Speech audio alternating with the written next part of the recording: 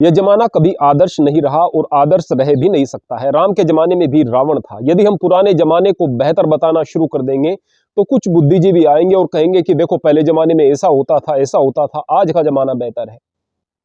वास्तव में बुराइयां पहले भी थी, आज भी हैं, लेकिन फिर भी बहुत फर्क पड़ गया है। बहुत सारे ऐसे हमारे नैतिक मूल्य हैं जो समाप्त हो रहे हैं। आज से 20-30 साल पहले का जमाना कुछ और था, 50-100 साल पहले का जमाना कुछ और था। पहले गुरु शिक्षा दिया करते थे कि भाई परिवार में बड़े प्यार से रहो, एक दूसरे के प्रति समर्पण भाव से रहो। पति को शिक्षा देते थे कि ये तुम्हारी पत्नी ही नहीं, तुम्हारी अर्धांगिनी है, यानी जो तुम हो उसका आधा हिस्सा यह है। 7 फेरों के 7 वचनों को यदि आप देखेंगे तो वहां पर बार बार कहा जाता है कि आप अपनी पत्नी से पूछकर ही सारे के सारे निर्णय लेंगे, उसको सहभागी बनाएंगे, इत्यादि इत्यादि। बहुत सारी बातें इस तरह की हुआ करती थी। पत्नी के लिए भी वचन थे, पति के लिए भी। समर्पण का भाव था, त्याग का भाव था, यही शिक्षा थी।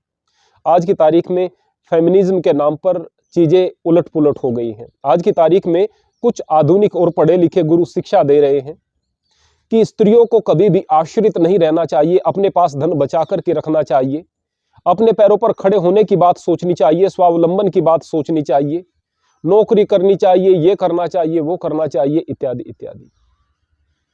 अगर आज की तारीख में देखें कि वो पति जो कि नौकरी कर रहा है और वो पत्नी जो नौकरी कर रही है, उनके बच्चों को क्या उतना समय मिल पा रहा है जितना कि उन्हें मिलना चाहिए? भले ही वो बहुत अच्छे हैं और मजबूरी में नौकरी कर रहे हैं, लेकिन फिर भी क्या उतना समय दे पा रहे हैं? और क्या उससे एक बहुत बेहतर पीढ़ी का निर्माण होगा? तो क्या स्त्रियों को नौकरी नहीं करनी चाहिए? आज खर्च बहुत ज्यादा हो गए हैं भाई। आज आदमी को सरवाइव करने के लिए बहुत मेहनत करनी पड़ती है, इसलिए नौकरी करने में कोई दिक्कत की बात नहीं है।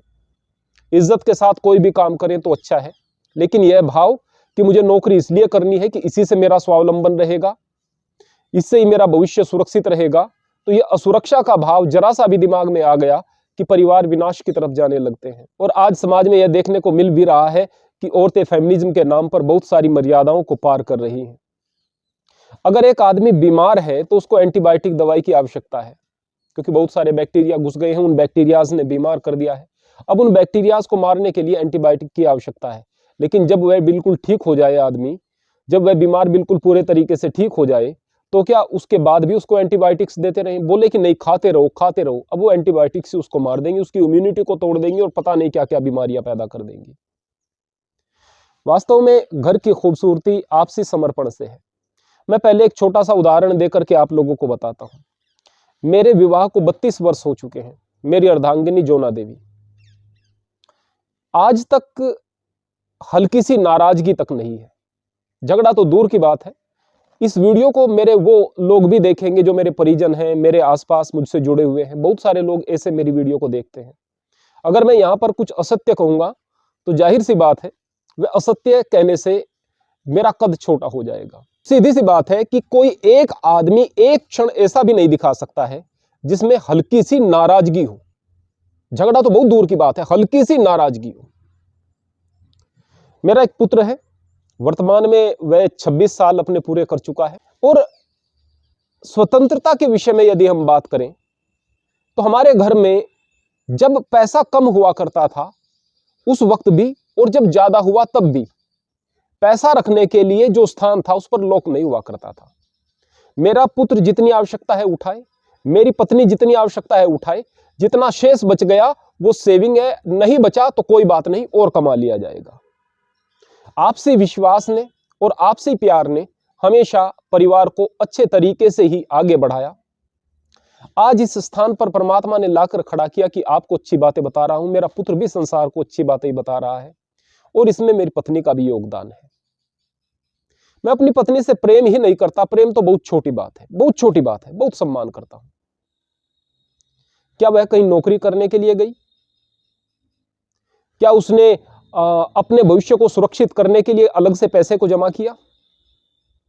जो अच्छे घर की आप परिकल्पना करेंगे उसमें विश्वास, समर्पण और प्रेम, ये चीजें होनी जरूरी है। और यदि हम धर्म गुरु हैं और हमारी बातों के कारण ये चीजें भाग रही है, मन में असुरक्षा का भाव आ रहा है, तो हम भारतीयता को खत्म कर रहे हैं, भारतीय संस्कृति को खत्म कर रहे हैं।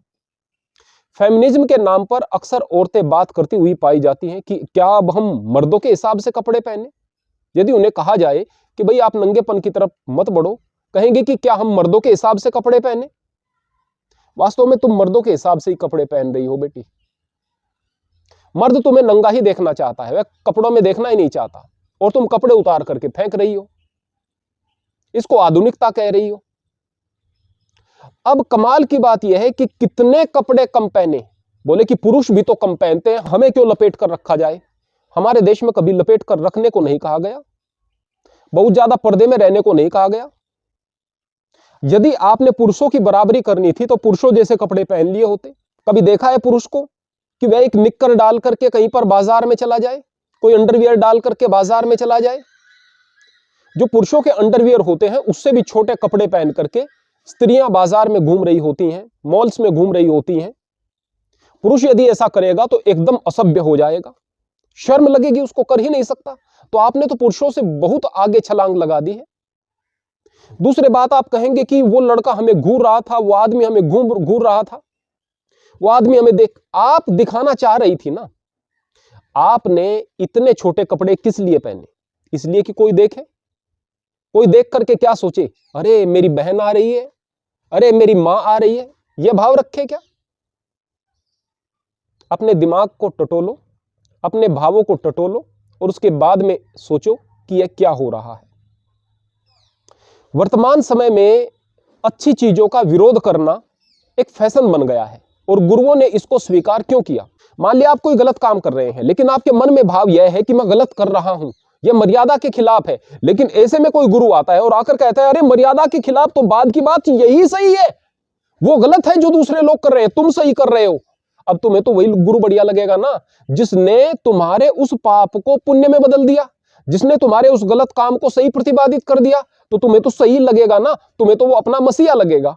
अब चूंकि संसार में भीड़ बुरे लोगों की बहुत ज्यादा होती है, तो ऐसे लोगों के पास वो बुरे लोग सारे एकत्रित हो जाएंगे, और चूंकि ये पढ़े लिखे लोग होते हैं, तो दूसरे जो लोग होंगे उनको कहेंगे ये तो अनपढ़ है, कम पढ़ा लिखा है, ये तो जाहिल है, ये क्या समझेगा, ये तो गहरी बातें हैं, ये तो स्वतंत्रता की बातें हैं। किस चीज से स्वतंत्रता चाहते हो आप लोग? बोले स्त्रियां हैं, हम चाहते हैं पुरुषों जैसा अधिकार।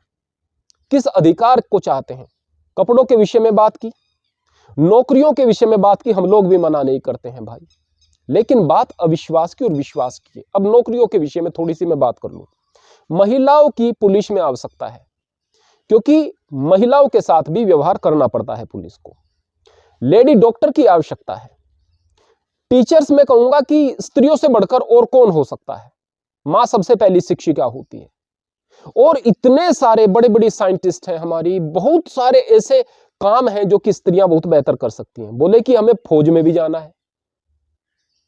अब मैं एक बात पूछना चाहता हूं कि अगर एक देश में केवल पुरुष हैं, स्त्रियां नहीं है उस फौज में, और एक जगह केवल स्त्रियां हैं, पुरुष नहीं है, तो कौन सी फौज ज्यादा परफॉर्म करेगी, ज्यादा बेहतर परफॉर्म करेगी? स्त्री और पुरुष को प्रकृति ने एक जैसा नहीं बनाया है। बहुत सारी समस्याएं हैं जो स्त्रियों के साथ जुड़ी हुई हैं। अगर हम बैल का दूध निकालने की कोशिश करेंगे और गाय को हल में चलाने की कोशिश करेंगे, तो ना तो इसमें गाय की उपयोगिता है और ना बैल की उपयोगिता है। ना इससे बैल का सम्मान बढ़ रहा है, ना गाय का सम्मान बढ़ रहा है। दूध तो गाय ही देगी भाई, और बैल हल खींचेगा। यदि काम आप उल्टा करोगे तो उसके परिणाम अच्छे नहीं होंगे। बहुत सारे काम ऐसे हैं जो स्त्रियां ही बेहतर कर सकती हैं। मैं फिर कहूंगा कि टीचर वास्तव में पुरुष से बेहतर हो सकती है, लेकिन फौज में अगर बात करें तो पुरुष ही बेहतर हो सकते हैं। आप कहेंगे कि फला फला लड़की थी, उसने इतनी बहादुरी से काम किया, ये ठीक इस तरह का तर्क है।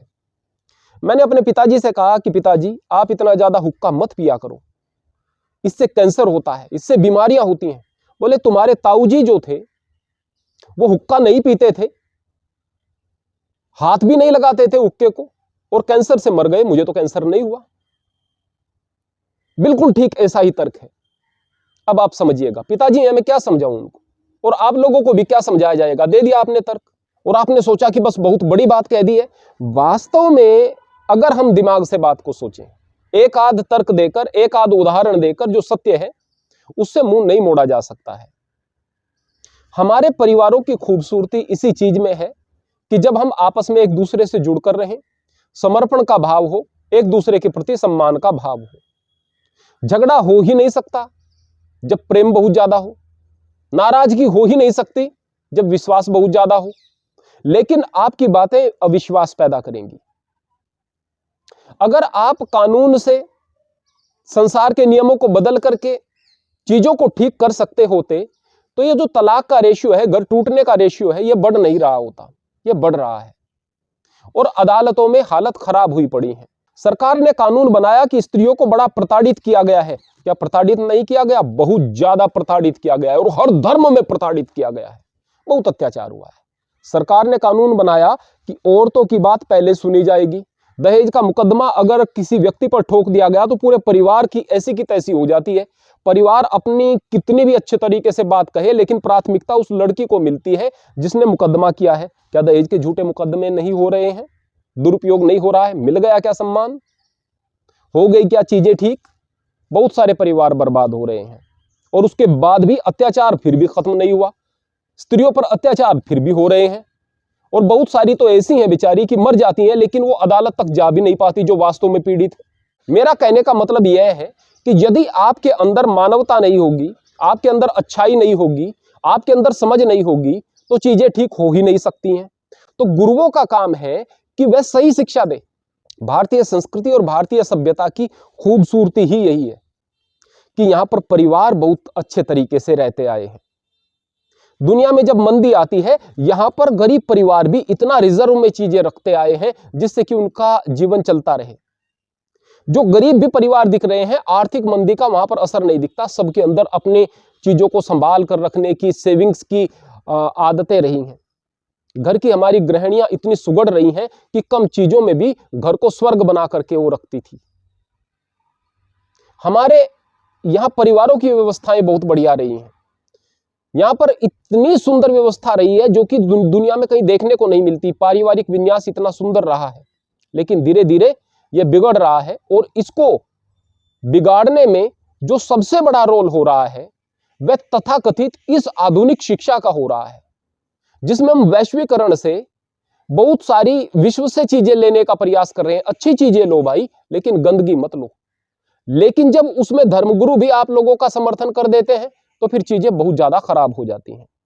इन चीजों को समझना भी जरूरी है और इनका कितना दुष्प्रभाव समाज पर और आपके बच्चों पर हो रहा है, इसको भी समझना बहुत ज्यादा जरूरी है।